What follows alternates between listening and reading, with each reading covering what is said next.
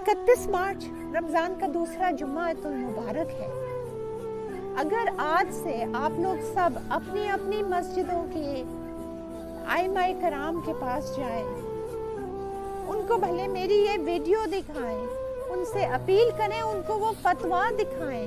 वो तो हमसे ज़्यादा जानते हैं कि बेटी की रिहाई के लिए उनके ऊपर क्या चीज़ वाजिब है।